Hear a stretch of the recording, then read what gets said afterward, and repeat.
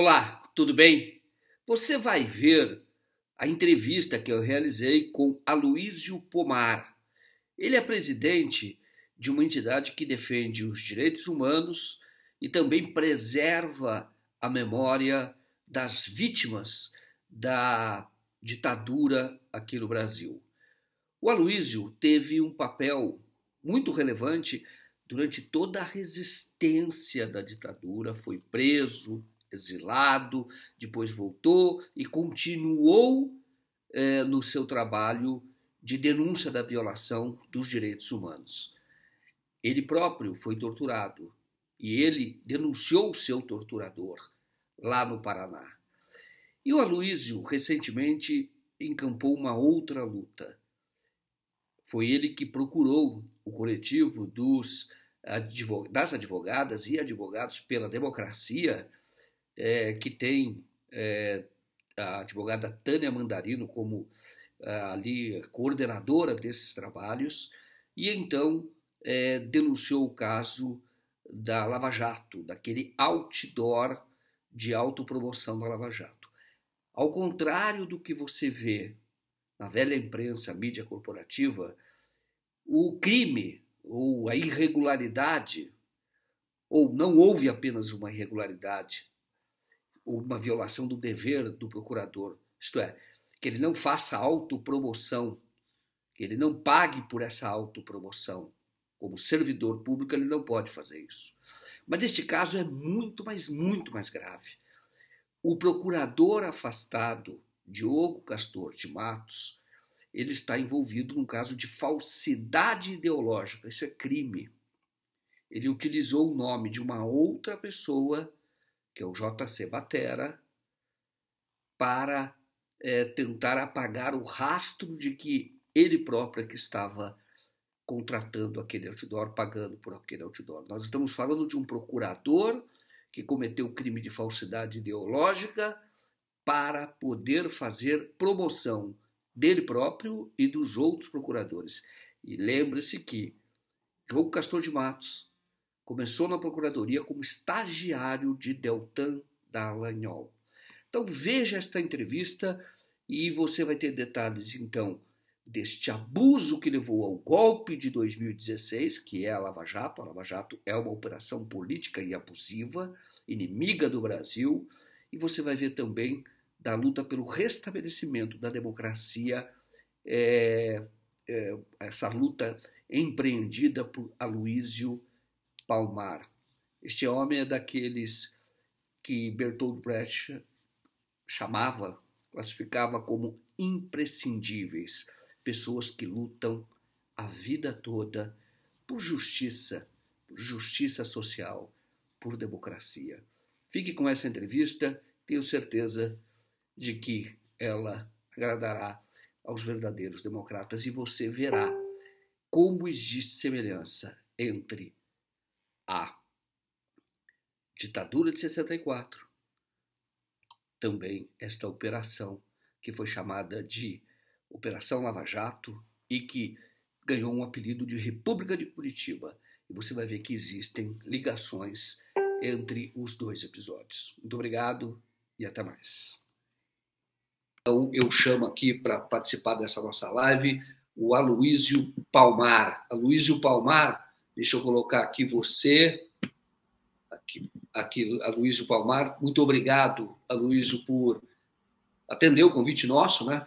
Tá lá nessa terça-feira, uma terça-feira, um dia depois, né, da decisão histórica do CNMP de demitir o Diogo Castor de Matos. Te passo a palavra e te pergunto por que é que você entrou nessa história, por que você decidiu também buscar a verdade e a punição de quem cometeu um crime, que foi o caso do Procurador da República, Diogo Castor de Matos. Boa noite, obrigado mais uma vez. Boa noite, Joaquim de Carvalho. Boa noite, audiência do 247.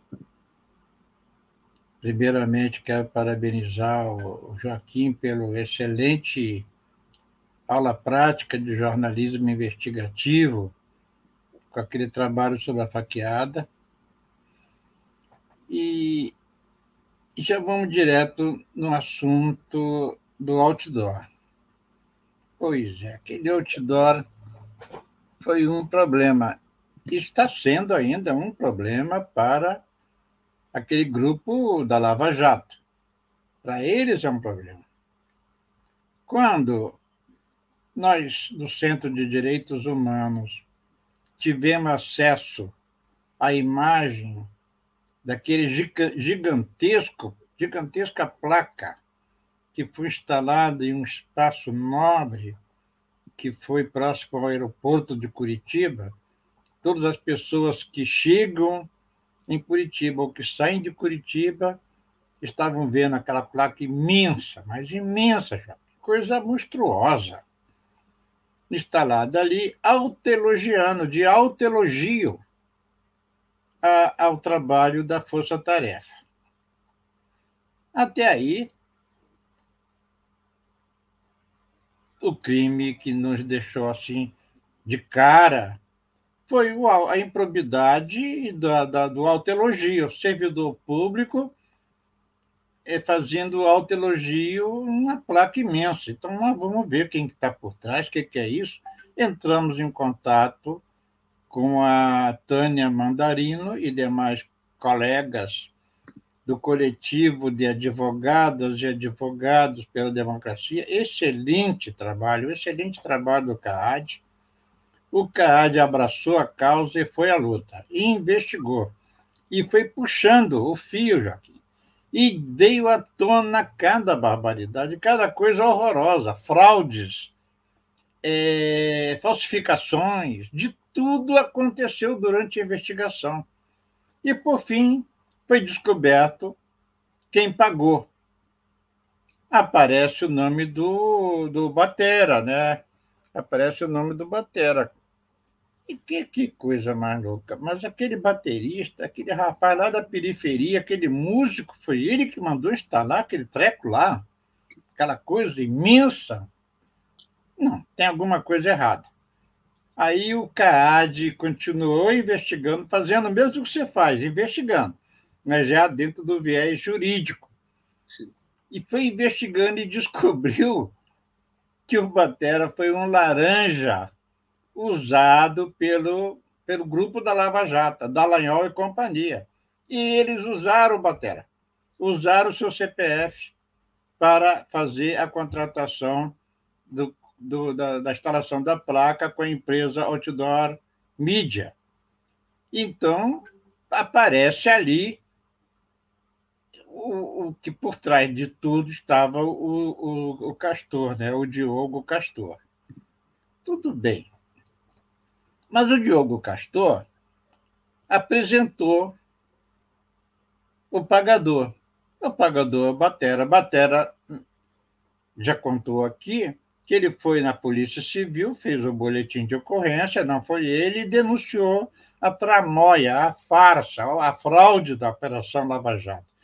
Gente, por trás disso tem muita sujeira, mas é muita sujeira. Vocês não imaginam quanta sujeira está por trás disso. Porque eles estavam por cima da onda, a mídia, todo mundo elogiando a Lava Jato e os seus heróis de Curitiba, e imaginaram que a impunidade viria e que ninguém iria mexer com eles. Mas eles se enganaram. Porque a gente considera a verdade e a justiça um direito humano. Nós precisamos, não podemos nos calar. Não podemos nos calar e ser omissos diante de tanta violência institucional, de tanta falsificação e fraude no processo jurídico. Eles estão acostumados a fazer isso, a fazer fraudes, provas falsificadas, delações criadas dos porões da Polícia Federal e do Ministério Público e das pressões que foram exercidas. Então, estão acostumados a pensar que a cidadania não ia buscar a verdade. Fomos buscar a verdade. O coletivo de advogadas e advogados pela democracia fez um excelente trabalho. Tivemos o primeiro passo, mas não é o definitivo. Nós vamos entrar ainda com notícia crime. notícia crime contra todos, porque o senhor Dallagnol e demais membros dessa malfadada Operação Lava Jato e Operação Tarefa, Grupo Tarefa, Força Tarefa de Curitiba, esse grupo eles foram coniventes. Não venham me dizer que coisa do Diogo, e o Diogo que vai pagar o pato com a demissão, não, porque eles foram coniventes, sabiam de tudo isso que aconteceu. E a Tânia já está preparando a documentação e vai chegar no senhor Dallagnol, no senhor Fernando, no senhor... Todos eles vão entrar nesse processo como coniventes com aquele absurdo que foi o painel, o outdoor. É um absurdo, mas muito mais absurdo foi usar de fraude, usar um CPF falso, um promotor de justiça, um procurador da República, usar desse tipo de crime. É um crime. Como que nós, cidadãos comuns, vamos estar submetidos a um Ministério Público, membro de Ministério Público, que use esse tipo de artifício para camuflar o seu crime, sua má conduta, não é? Era isso, o Joaquim. Tá certo. Olha, tem pessoas lembrando aqui que, na verdade, se consideraram eles acima da lei, que com aquilo que você falou, que a lei não se aplicava a eles, né? E ali mostrou que a Operação Lava Jato, aquele outdoor, na verdade, ele é simbólico. Mostra que a Operação Lava Jato não era uma operação de justiça, era um grupo político, era um núcleo político, era um núcleo de poder que disputava o poder, que acaba resultando até em Jair Bolsonaro. Então, na verdade, o outdoor mostra na prática que tipo de atitude ou que tipo de movimentação esse grupo da Lava Jato fazia para atingir os seus objetivos, né? Está bem claro que eles usaram de fraudes, de CPF, de outra pessoa de forma indevida, de falsificação de documento. As coisas estão vindo à tona. E os brasileiros e as brasileiras estão tomando conhecimento do que está por trás de tudo isso aí. Aloysio, ali tem o Delgatti, as mensagens acessadas por Delgatti mostram também que eles sabiam e tentaram discutiram como apagar o rastro, como proteger, como blindar o Diogo Castor, que era um dos integrantes ali, do que você pode chamar de quadrilha mesmo, porque eles estavam discutindo, e ele discutiu inclusive com o corregedor. Olha, tem uma explicação, etc., combinando a explicação para ter o resultado pretendido por eles, para que não acontecesse nada com aquele atestado de doença do Castor é um escândalo. Ele se afastou apresentando um documento que estava muito mal, com depressão, sei lá o quê.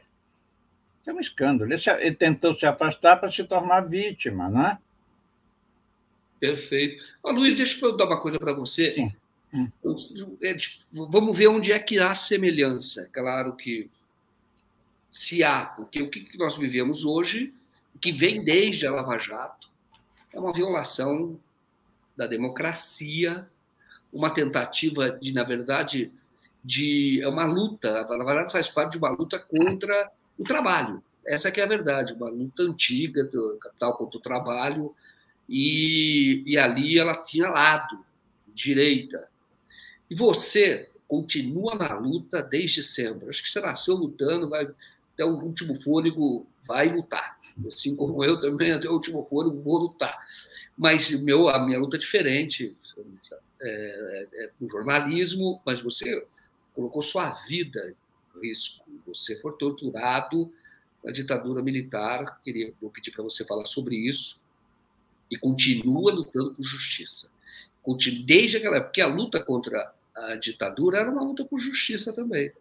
A gente sabe hoje que foi uma grande fraude tudo que se fez naquela ocasião para derrubar o governo que era constitucional do João Goulart e instalar uma ditadura no Brasil, e até hoje eles tentam defender, é defensável. Tá? É a mesma coisa. Eu vejo alguma semelhança com a Lava Jato. E aí eu pergunto para você que viveu os dois períodos com muita intensidade e na linha de frente de combate. Você vê semelhança entre essas duas fases, esses dois eventos? E depois eu vou perguntar claramente sobre a luta hoje sua para preservação da memória das vítimas. Então, na verdade, a minha geração, ela surgiu, ela é fruto, né, de um processo político no nosso país. Nós somos filhos de traumas, passamos por muitos traumas. Um presidente que estava recuperando a economia nacional, criando a Petrobras, a siderurgia de Volta Redonda, com um vice-presidente e ele sancionou, o presidente, um aumento de 100% no salário mínimo, foi o presidente Getúlio Vargas. A pressão que foi exercida sobre o presidente Vargas e sua morte traumatizou muito a minha geração, que começou a ter curiosidade para saber que força é essa que não deixa o nosso país avançar. Por que não deixam o trabalhador rural ter acesso à terra? Por que nós não temos o controle e o domínio da remessa de lucro para o exterior? Por que nós não temos o domínio e o controle das nossas riquezas naturais?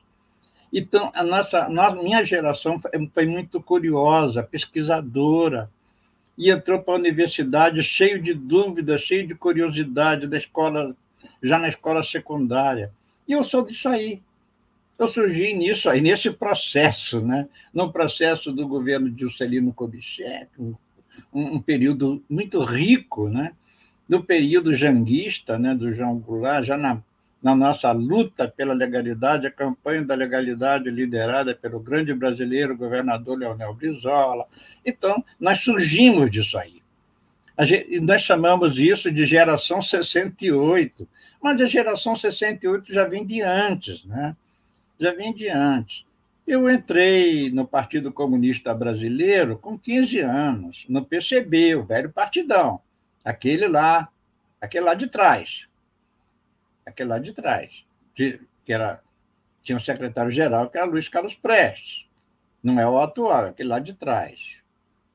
Então, eu entrei nele com 15 anos, gente. E nós rompemos com o Comitê Central, nós jovens decidimos ir para a luta armada. E criamos do Estado do Rio, porque eu sou de lá. Eu sou de Niterói, né, do Estado do Rio. Na verdade, eu sou do norte do Estado do Rio, mas eu estudava em Niterói. E criamos o MR8, lá em Niterói, em 1967. Em 1969, eu fui preso aqui no Paraná, que eu estava aqui porque eu era procurado no Rio, tinha lá uma prisão preventiva decretada pelo Primeiro Exército, né? E eu vim aqui para o Paraná fazer um trabalho de organização no campo, essa coisa toda, e fui preso por aqui. E aqui fui preso, torturado na região, no Batalhão de Fronteiras, no quartel da Polícia do Exército em Curitiba. Depois eu fui mandado para o Rio. Surgiu uma outra bronca lá no Rio com a Marinha, então já era MR8 também, né?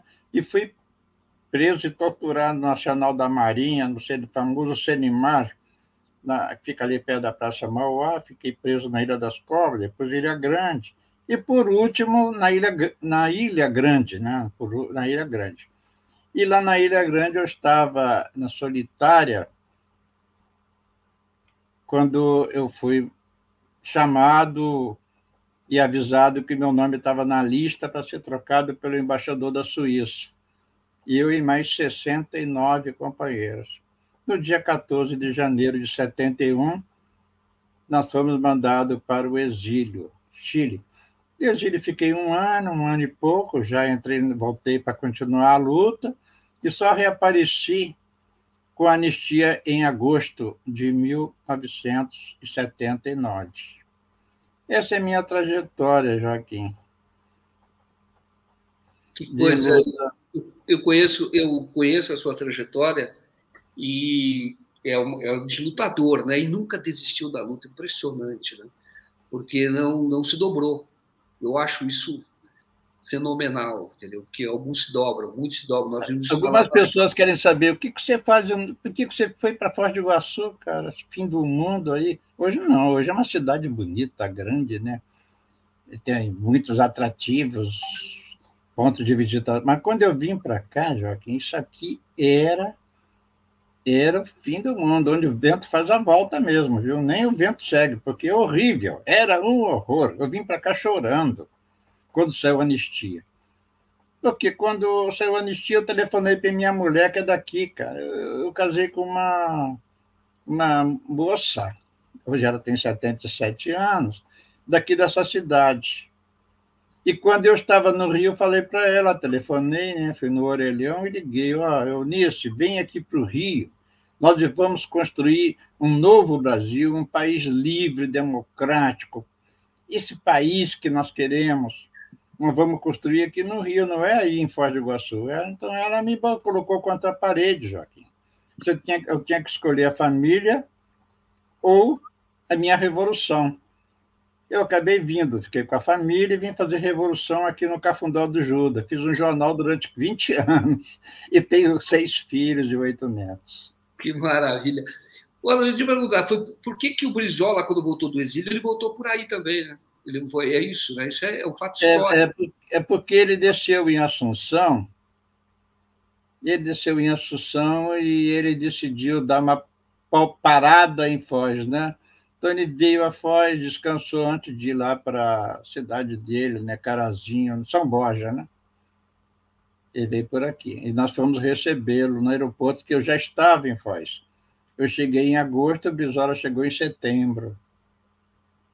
Ah, entendi. Então ele passou a caminho de São Borja, mas deixou semente aí, né? Não, um outro PDT não é o PDT de hoje, mas o PDT foi forte aí, né?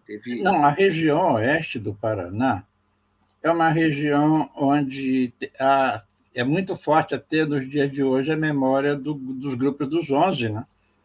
Os grupos dos 11 aqui eram em toda a região. E aqui na região oeste, na Argentina, tem muitos ainda que foram do grupo dos 11 e se refugiaram na floresta do oeste do Paraná, né? Tanto que as audiências da Comissão da Verdade que nós realizamos aqui na região, apareceram muitos sobreviventes dos grupos dos 11. Por isso que Brizola tinha tanta força. Como é que era a estratégia do grupo dos 11? Interessante isso. Na verdade, o Brizola tinha um programa diário na Rádio Marinque Veiga do Rio e na Rádio Guaíba, né, em Porto Alegre. E nesses programas ele fazia a sua pregação. E as pessoas ligavam o rádio e se reuniam em grupo para ouvi-lo. E, ao mesmo tempo, ele falava em criar grupos de 11 pessoas, como um time de futebol, para apoiar a luta pela reforma agrária e pela independência do país. Então, a maioria das pessoas que aderiram aos grupos dos 11 aqui na região noroeste do Rio Grande do Sul, sudoeste do Paraná e oeste do Paraná e oeste de Santa Catarina, foram pessoas do campo que aderiram aos grupos dos 11 com o objetivo de conseguir terra pela reforma agrária. E eles faziam atas. E isso aí foi considerado comunismo, eles foram presos, perseguidos, muitos perseguidos, torturados aqui na região por serem agricultores semi-analfabetos, cuja única vontade era ter acesso à terra, né? E ter um país livre, independente, como o Brizola dizia.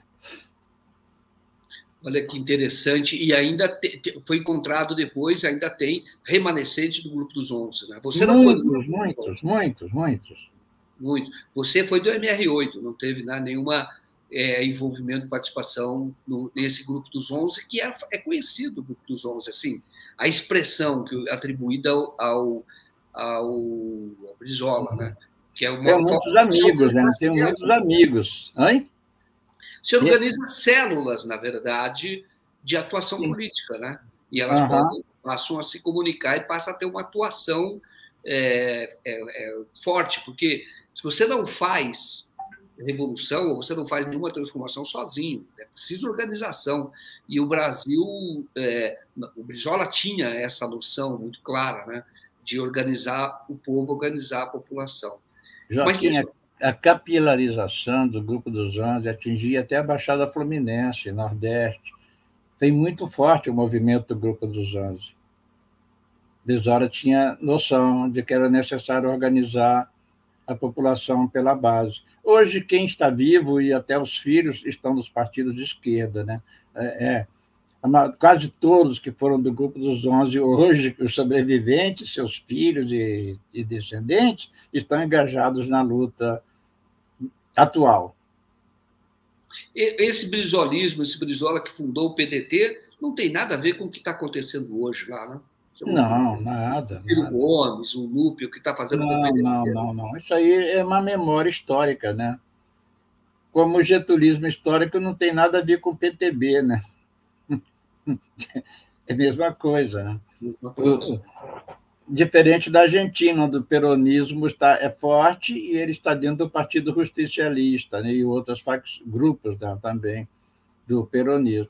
Mas no Brasil, não. O getulismo e o brizolismo não estão organizados em partido. São movimentos difusos, digamos. O Alberto, eu tive, no dia da eleição, da eleição do Alberto Fernandes, eu estava na Argentina. Estava lá com a minha esposa, estava passeando ali. Nós fomos comemorar, foi maravilhoso ali.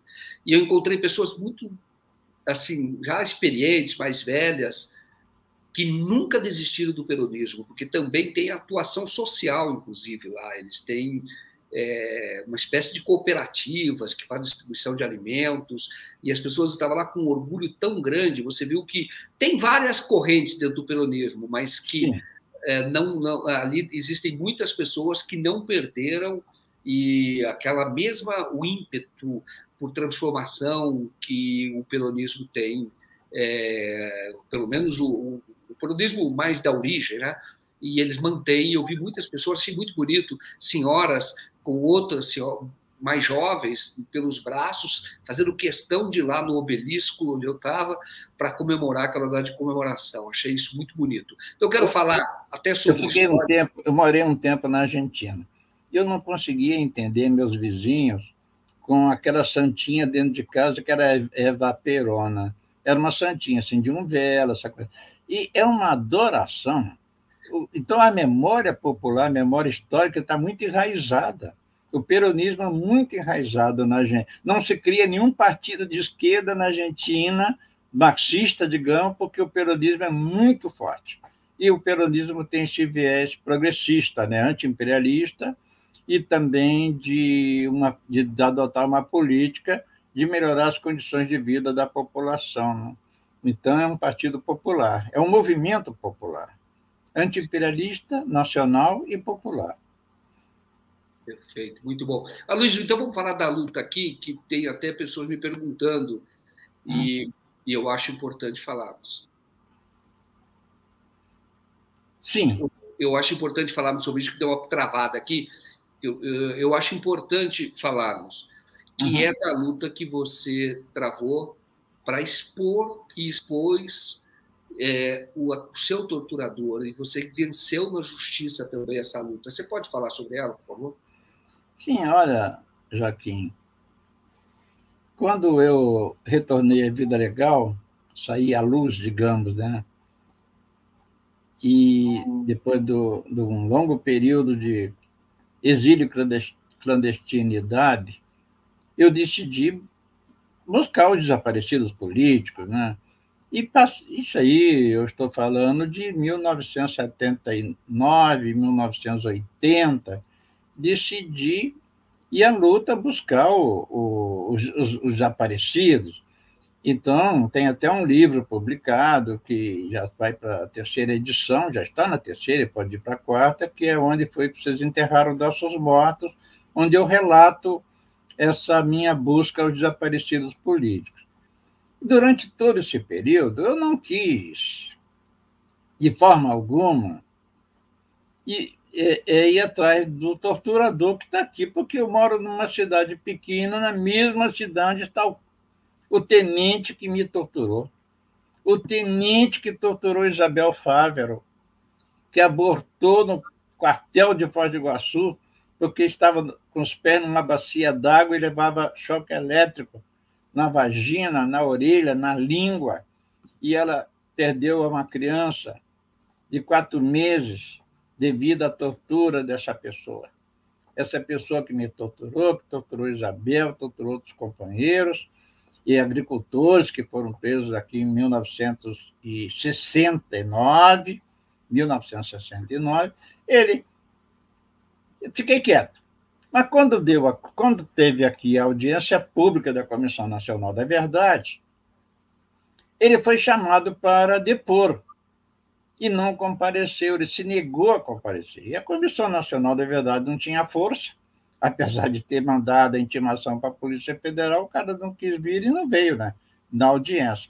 Então, os estudantes fizeram um escracho em frente ao escritório dele, com faixas, cartazes, batuque, e fizeram um movimento para denunciar publicamente que ali, naquele local, morava um torturador. Esse elemento, ele saiu dizendo que por trás do movimento estava eu, né? Eu era o líder do negócio, do escracho, tal, não sei o quê.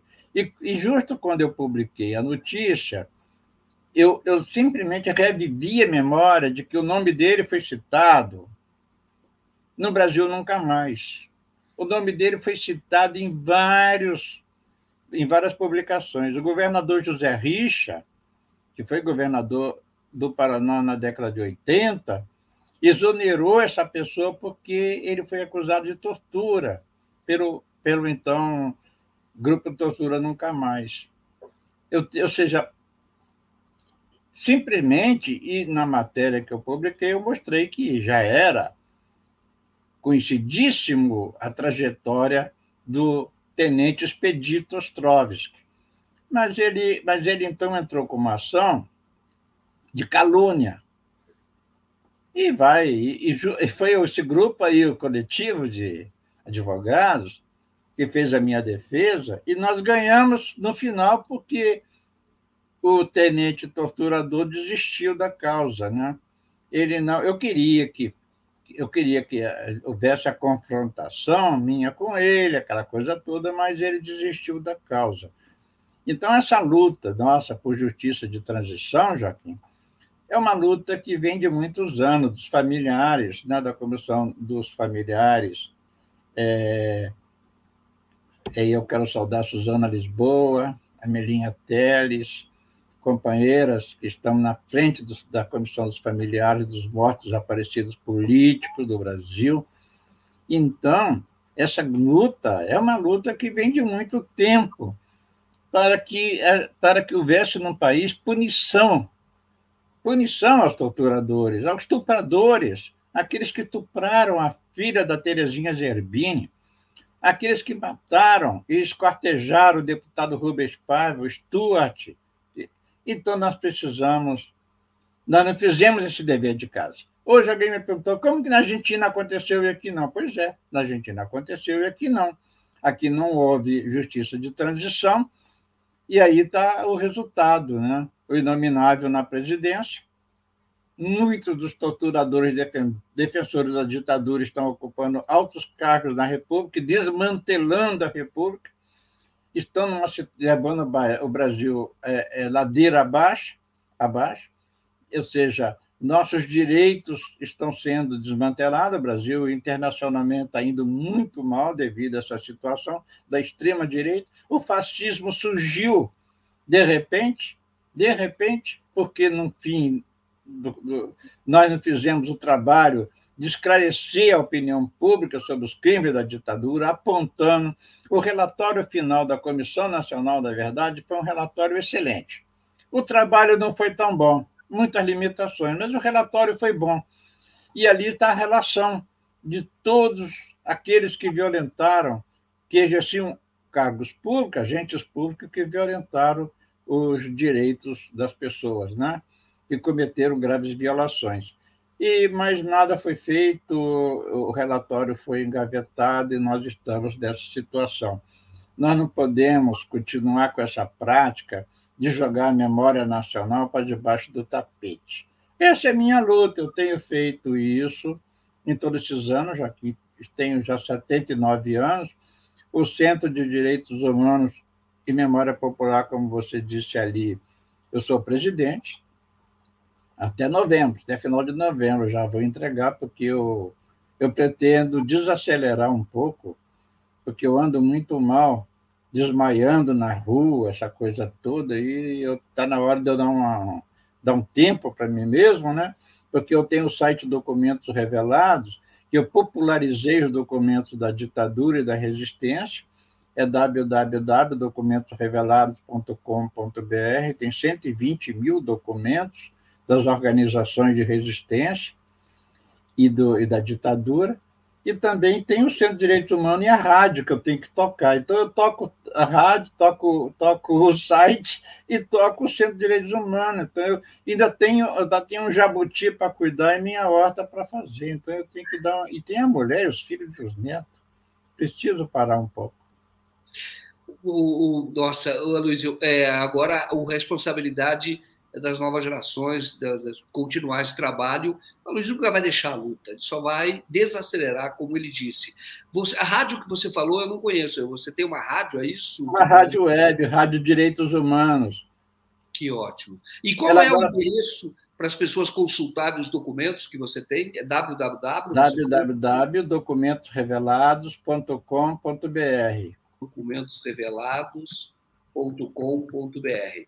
Estão pedindo aqui para mim, eu aceito esse convite. Se você puder me passar o contato dessas senhoras grávidas que foram torturadas, então nós faríamos uma entrevista também, contar essa história, entendeu? Eu acho excelente falar com a Isabel Fávero, que era professora de uma escola rural no interior do Paraná, numa fazenda, e ela foi denunciada pelo delegado local de estar ensinando comunismo para os alunos, e ela foi presa e levada para o exército, torturada e perdeu a criança. Ela só ensinava as crianças seus direitos dentro da pedagogia do professor Paulo Freire, nada mais do que isso. E a Isabel carrega até hoje as marcas da tortura no corpo e na alma, né? Ô, Luiz, se você passar o contato dela depois, eu quero fazer uma entrevista com ela, conversar com ela, ver se ela topa, se ela quer falar sobre isso, mas eu acho que nós devemos nunca esquecer, nunca apagar, jogar para baixo do tapete, para que essa história não se repita. Nós estamos vivendo justamente o que disse o Aloysio. O que está acontecendo é porque não tivemos uma justiça de transição, as pessoas não pagaram por seus crimes, o terrorismo de Estado ficou impune aqui. O que diz esse livro? Não sei se não dá para ver. Onde foi que vocês enterraram nossos mortos? E como é que faz para adquirir esse livro, comprar o livro? Ele é editora Alameda, São Paulo. Uhum. Nesse livro, eu faço um relato da minha trajetória, um pouco assim, en passant, mas o principal eu faço o relato do trabalho, o mesmo que tu fez lá da Faqueada, que é o jornalismo investigativo, buscando os responsáveis pelo assassinato do Onofre Pinto, Daniel de Carvalho, Joel de Carvalho, Henrique Ruge, José Labeck e Victor Ramos. 6 companheiros que foram assassinados a sangue frio dentro do Parque Nacional do Iguaçu, em 1974. Foram assassinados a sangue frio dentro do Parque Nacional do Iguaçu, em 1974, por ordem direta do general Geisel, Ernesto Geisel. Então, eu fui atrás desses companheiros, que todos eram meus amigos, e fiz esse trabalho, esse livro, que é o trabalho de buscar os responsáveis, as circunstâncias da morte, como é que foi e tal. Está tudo ali. Foram 15 anos de busca, né? Nos arquivos e também pesquisa de campo. Ótimo, eu não li, mas vou ler esse livro, porque eu acho, primeiro, que é uma investigação sensacional. Só que você Obrigado. falou agora já me dá, vamos dizer, o ímpeto, né, de ler mais, me aprofundar mais na história. E aí, por outro, também, quando você fala sobre isso, você foi buscar investigar um caso de Foz do, lá que você fala do Parque do Iguaçu, região de Foz do Iguaçu, né?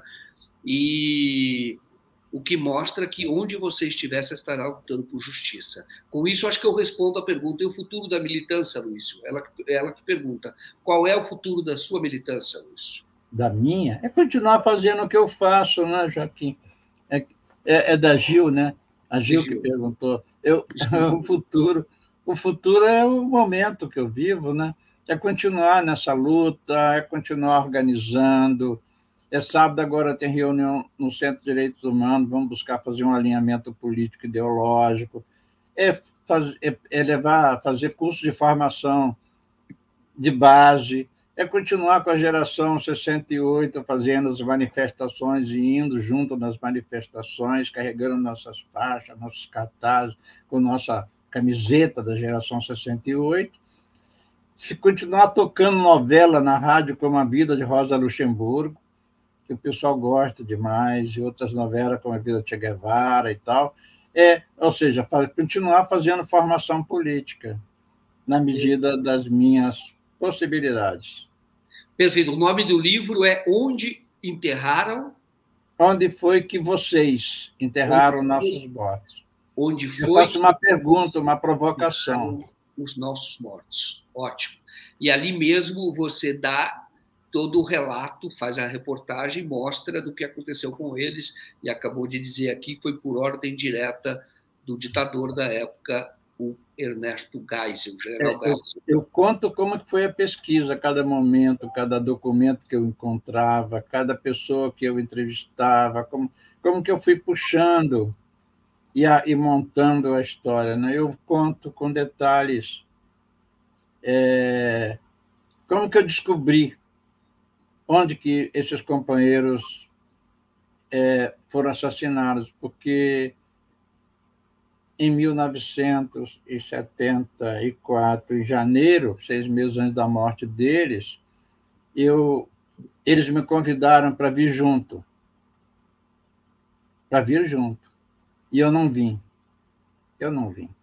Com medo, porque eu já não acreditava mais, a gente já havia decidido paralisar com as ações armadas, porque naquele momento a gente achava que qualquer ação armada poderia fortalecer a repressão e poderia prejudicar o processo de distensão política no país.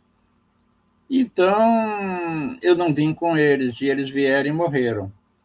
E eu considerei um compromisso meu, moral, político, ideológico, de buscar saber o que aconteceu com esse grupo, até que eu descubro e escrevo no livro o meu trabalho de pesquisa.